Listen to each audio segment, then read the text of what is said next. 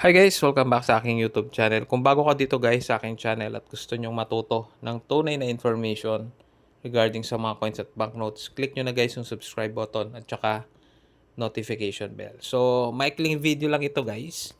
Gusto ko lang kayong bigyan ng information regarding these coins, itong mga 10 piso no, na BSP series.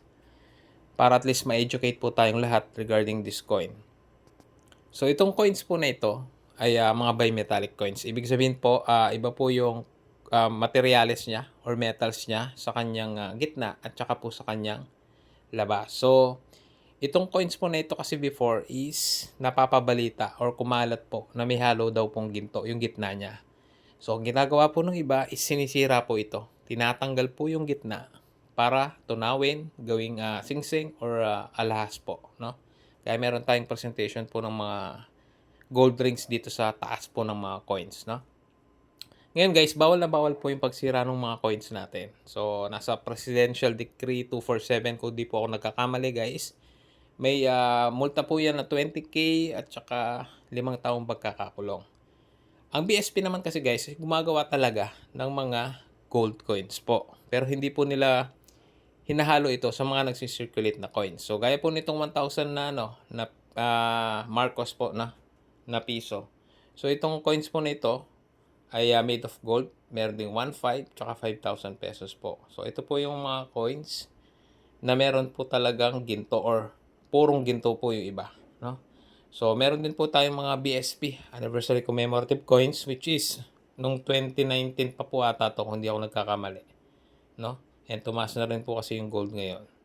So, yan po yung mga yan po yung mga coins na ginawa po ng BSP na may po talaga. Gawa po talaga sa ginto itong mga coins na ito. So, isipin nyo na lang guys, hindi naman basta-basta maglalagay ng precious metal ang Bangko Sentral sa mga nagsisirculate po na barya.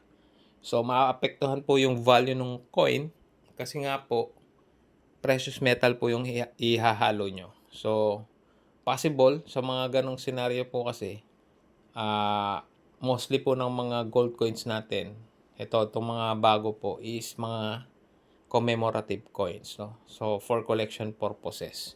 So, wala pong katotohanan guys na yung year 2000 tsaka 2001 is may halo pong ginto. So, wag po kayong basta maniwala dun sa mga information or napapanood po ninyo. No? So, itong video nito guys is to educate yung mga tao regarding sa mga barya po natin. So, kung nakatulong ito guys at may natutunan kayo, subscribe naman kayo, notification bell, pakiclick na rin and pakishare na rin po yung video. So, yun lang guys. Maraming salamat sa panonood.